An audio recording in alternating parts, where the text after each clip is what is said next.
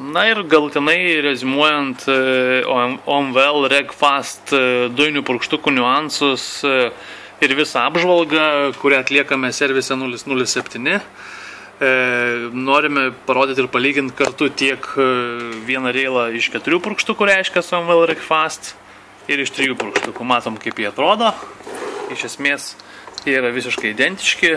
Vieno komponento, vieno magnetukai ir vienų purkštukų komponentai visiškai tinka kitiem, taip kad galima juos kaitalioti. Tiesiog viename yra 4 cilindrai, jį galima ta prasme montuoti 4 cilindrus, kitame į 3, 6 ir panašiai. Tai va, tai tiek būtų apie OMVL Reg purkštukus.